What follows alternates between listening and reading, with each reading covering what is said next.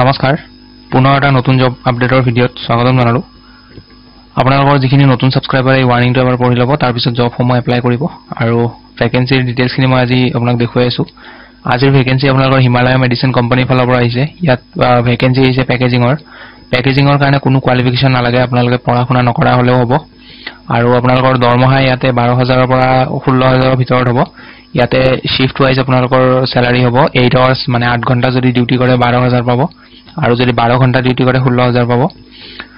তাৰ পিছৰ পোষ্টটো আপোনালোকৰ সুপাৰভাইজাৰৰ কাৰণে হয় আৰু ইয়াতে সুপাৰভাইজাৰৰ কাৰণে মিনিমাম মেট্ৰিক পাস কৰা হ'ব লাগিব আৰু আপোনালোকৰ সুপাৰভাইজাৰ যেটো পোষ্ট হেতু পোষ্টৰ কাৰণে আপোনালোকৰ ইয়াতে দিয়া আছে training will be provided in first month for supervisor post যেটো সুপাৰভাইজাৰ পোষ্ট হয় তাতে আপোনালোকৰ প্ৰথম মাহটো ট্ৰেইনিং দিব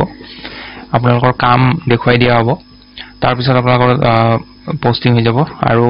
এইটো পোষ্টৰ কাৰণে স্যালাৰি আপোনালোকৰ 16500 ৰ পৰা আপোনালোকৰ 18500 টকা পাৰ মান্থ দিয়া হ'ব ইয়াতো শিফট ওয়াইজ আছে আপোনালোকৰ 8 ঘণ্টা ডিউটি কৰিলে 16500 টকা পাব আৰু 12 ঘণ্টা যদি কৰে ইয়াতে আপোনালোকৰ 18500 টকা পাব আৰু স্যালাৰি লগত যেহেতু কোম্পানী জব হয় স্যালাৰি লগত আপোনালোকে পিএফ আৰু ইএসআই পাব আৰু যিবোৰ উইকলি হলিডে পাই যাব আৰু ফেষ্টিভেলত আপোনালোকে অফ পাই যাব আৰু ইয়াত টোটাল নাম্বাৰ অফ ভ্যাকেন্সি আপোনালোকৰ 55 টা আছে বৰ্তমান আৰু আপোনালোকৰ এজ লিমিট মিনিমাম 18 বছৰ হ'ব লাগিব 18 বছৰৰ তলত এপ্লাই কৰিব নোৱাৰে আৰু আপোনালোকৰ ম্যাক্সিমাম 60 লৈকে এপ্লাই কৰি থাকিব পাৰিব যিমান ক্যান্ডিডেট আছে 60 ৰ তলৰ এপ্লাই কৰিব পাৰে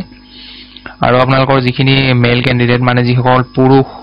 তেওঁলোকক থকা আৰু খোৱাটো দিব কিন্তু আপোনালোকে বহুত বেছি মানে হাই-ফাই এক্সপেক্ট নকৰিব যে বহুত হাই-ফাই ৰুম দিব বুলি নৰমাল থাকিবৰ কাৰণে আপোনালোকক ৰুম প্ৰভাইড কৰা হ'ব আৰু খোৱাটো কোম্পানী ফালৰ পৰা দিয়া হ'ব আৰু আপোনালোকৰ জয়নিংৰ টাইমত আপোনালোকৰ ডকুমেন্টস কি লাগিব ইয়াতে চাই লওক আধাৰ কাৰ্ড লাগিব আৰু এক কপি পাসপোৰ্ট সাইজ ফটোগ্ৰাফ লাগিব ইয়াতে দিয়া আছে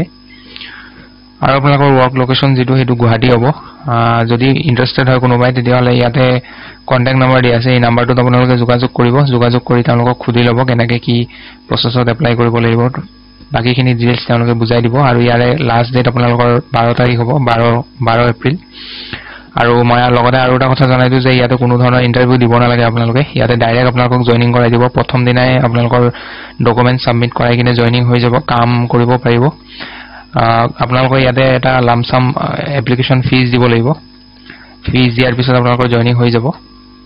সো এইখিনি আছিল কিবা যদি বুজি নাপায় আপোনালোকে নম্বৰটোত কল কৰি ল'ব এই নম্বৰটো যেটো দিয়া আছে এই নম্বৰটোত কল কৰিব আপোনালোকক বুজাই দিব ডিটেইলছখিনি সো আশা কৰো মই যিখিনি কলো গোটেইখিনি আপোনালোকে ভালদৰে বুজি পালে সো লগ পাম পুনৰ এটা নতুন ভিডিঅ'ত আজিলৈ ধন্যবাদ